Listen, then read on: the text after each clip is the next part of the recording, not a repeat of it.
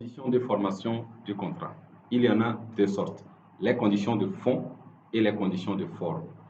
Les conditions de fond sont quatre. On a le consentement, on a l'objet, on a la cause, on a la capacité.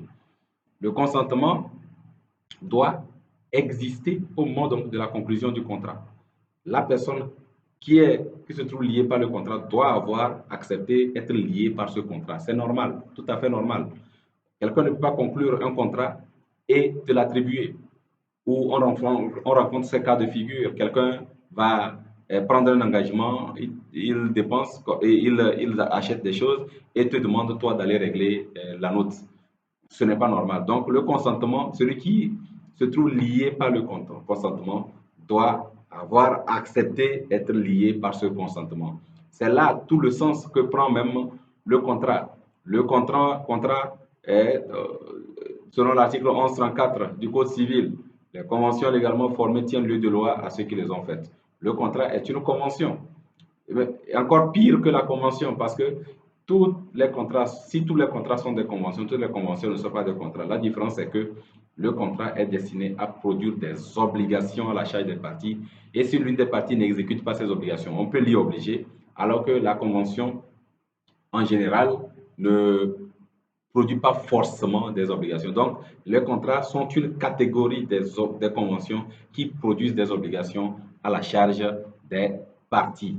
Donc, si le contrat devient une servitude, parce que l'un des effets, c'est ça, le contrat pacta sunt servanda, le contrat est une servitude, donc ça oblige les parties, il faut qu'elles aient eu l'occasion donc de manifester vraiment leur consentement à être liées par ce contrat. Donc l'offrant doit avoir accepté volontairement faire l'offre, l'acceptant doit avoir accepté faire donner son acceptation. Ou bien il faut qu'il y ait une certaine liberté lors des négociations pour que chacune des parties puisse discuter valablement du contrat, du projet de contrat avant sa conclusion.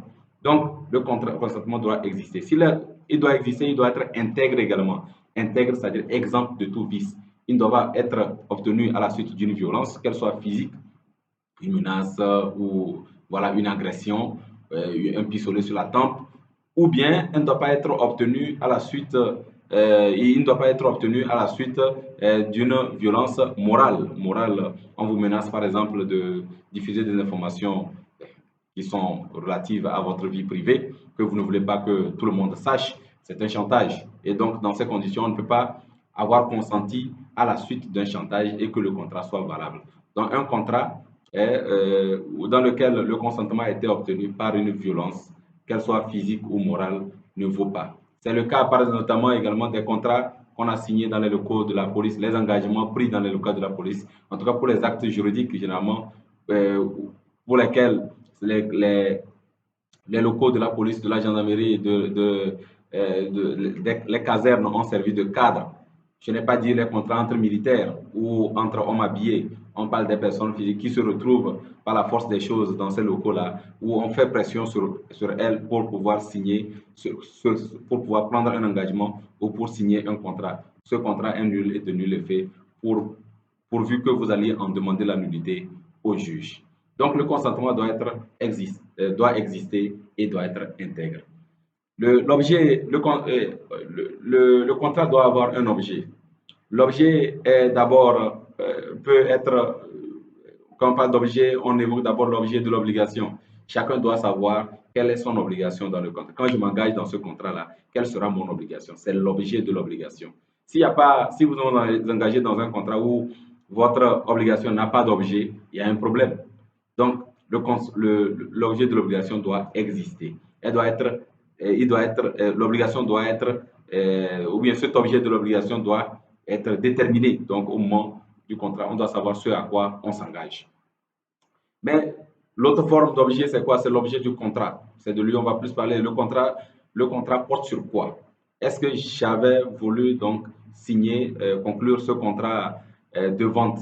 Est-ce que j'entendais vendre ma chose ou bien j'entendais plutôt la louer? Quel est l'objet du contrat? Quel est l'effet recherché? L'objet du contrat évoque l'effet du contrat qui est recherché parce que c'est un acte juridique et donc l'effet est voulu.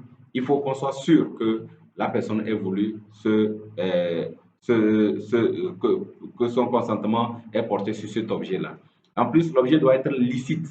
L'objet doit être licite. On ne peut pas signer n'importe quel contrat. Le contrat doit porter sur une chose déjà licite, sur un objet licite. Notamment, on exclura alors de ce champ la vente, par exemple, les ventes interdites, les ventes de drogue, de carburant frelaté dans certains pays, et bien d'autres objets, donc pour lesquels il y a interdiction formelle de procéder, en tout cas pour les citoyens lambda, de vendre.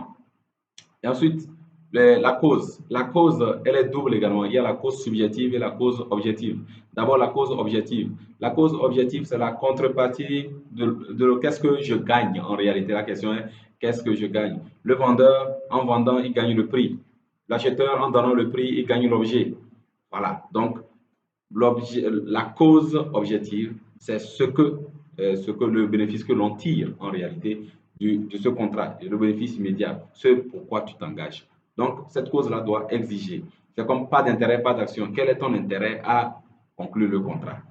Ensuite, on a dit qu'il y a la cause subjective. C'est ce à quoi elle est encore plus lointaine. Elle est personnelle en réalité. Donc, ce à quoi on destine ce qu'on gagne dans le contrat. Donc, dans le contrat de vente ou de prêt, par exemple, tu as souscrit un prêt, on te l'accorde le prêt. Ce à quoi, qu'est-ce que tu fais avec cet argent? C'est ça la cause subjective. Et vous avez compris que dans certains contrats, on est bien obligé d'accepter que la cause subjective, quoique personnelle, puisse rentrer dans le champ contractuel. Parce qu'une banque qui veut octroyer un prêt doit savoir à quoi tu destines cet argent pour qu'elle soit sûre que tu rembourseras le prêt. Voilà pourquoi on vous demandera à quoi tu destines donc ce prêt. Et enfin, donc la capacité. La capacité se trouve d'abord au niveau de l'âge. Les mineurs ne peuvent pas conclure les contrats. En principe, les mineurs, donc en droit civil en général, les mineurs, il faut voir dans vos pays respectifs quel est donc l'âge de la majorité. Quand est-ce qu'on cesse d'être mineur? Dans beaucoup de pays, c'est 18 ans. Il y en a d'autres 21 ans au Togo, mais dans bien d'autres pays, c'est 18 ans. Je parle de la majorité civile, parce qu'il y a la majorité civile pour conclure les actes de la vie quotidienne. On a les actes civiques, on a la majorité civique pour voter, donc 18 ans au Togo, par exemple. On a la majorité nuptiale pour contracter mariage, 18 ans au Togo. On a la majorité professionnelle pour travailler 18 ans ici, donc au Togo. Sinon, on peut travailler plus tôt, à 15 ans, mais avec l'autorisation parentale et bien d'autres. Donc voilà, quelle est la majorité dans votre civil, dans votre pays, pour voir si celui qui conclut le contrat a l'âge pour le faire. Mais s'agissant des contrats, en matière commerciale, en matière des affaires, on a les mineurs émancipés, donc qui peuvent signer, conclure les contrats, qui peuvent accomplir les actes de la vie quotidienne, les actes jugés un peu graves. Ils peuvent les accomplir valablement parce que c'est la loi qui les y autorise. Donc c'est une exception qui est admise, ça c'est en matière des affaires. Mais voilà. Donc le mariage, par exemple, anticipe un jeune, donc un mineur qui est marié, ça c'est normal. On est marié, on a des responsabilités, il faut qu'on ait les moyens de pouvoir. Donc si on ne peut pas accomplir les actes de la vie civile, comment on pourra réellement participer aux charges du ménage et tout ça. Donc voilà l'âge. On peut avoir atteint la majorité, mais ne pas avoir les capacités, ne pas avoir les capacités intellectuelles, donc pour pouvoir analyser. On a on a des majeurs qui sont les majeurs incapables. Voilà, il faut distinguer entre majeurs capables, majeurs incapables. Majeurs incapables, c'est ceux qui sont sous un régime de protection. On peut avoir un majeur qui est sous un régime de protection tel la tutelle. Donc, il a un tuteur qui agit en son nom parce que les facultés mentales sont complètement abolies. Ça veut dire qu'il ne peut pas manifester une volonté. Donc, c'est quelqu'un d'autre qui le fait à sa place en son nom et qu'on appelle le tuteur. On a également des majeurs sous curatelle. Curatelle, ça veut dire qu'il est assisté par quelqu'un dans tout ce qu'il a accompli comme acte, parce que lui seul, il y a des moments, les facultés mentales sont simplement altérées, ne sont pas complètement abolies, donc il y a des moments où le problème revient. Il ne faudrait pas que pendant la conclusion du contrat, que le problème ressurgisse. Et on a d'autres régimes comme le sous sauvegarde de justice, voilà, qui est un régime un peu temporaire, mais se réserver de conclure les contrats avec ce genre de personnes parce que justement, il peut demander la nullité à tout moment. Donc, voilà un peu en ce qui concerne les conditions de fond. Quant aux conditions de forme, retenons tout simplement que la loi n'impose pas en réalité par principe. Par principe, c'est le consensualisme. Il suffit de s'entendre pour conclure un contrat. Et la plupart des contrats sont verbaux. Donc, c'est sous la forme verbale qu'on conclut généralement les contrats. Imaginez, vous voyez tous les contrats que vous concluez. Vous pouvez prendre taxi, vous voulez aller manger, c'est des contrats verbaux. Donc, pour dire qu'en principe, le contrat est consensuel, il suffit qu'on s'entende, il n'y a pas de forme particulière. Mais attention, pour certaines formes particulières, il y a des formes exigées. Donc, l'écrit, par exemple, le contrat écrit, parfois l'écrit est exigé à titre vraiment solennel. Donc, c'est des conditions, c'est ad validatem, c'est-à-dire que l'écrit est exigé comme condition même de validité du contrat dans certains cas. L'écrit aussi peut être exigé juste comme moyen de preuve. Le contrat est accepté en lui-même, mais s'il y a problème, il faut prouver, on exige que ce soit l'écrit. Et ça peut prendre bien d'autres formes. Aujourd'hui, il y a des conditions, pas mal de conditions. On peut exiger l'écrit pour aller faire la publicité, donc pour l'opposabilité au tiers.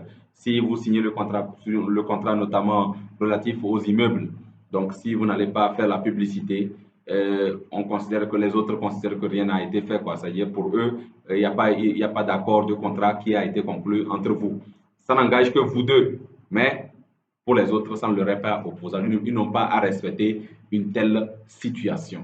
Donc, le contrat, c'est pour dire que l'écrit peut être parfois vraiment une condition de formation du contrat et il peut aussi être exigé comme, voilà, comme moyen de preuve et pour plusieurs autres formalités. On peut l'utiliser peut-être pour les formalités administratives. En tout cas, il y a pas mal de choses qu'on peut faire avec l'écrit. Mais a priori, retenons le principe, c'est qu'il n'y a pas de forme exigée particulière pour la conclusion du contrat.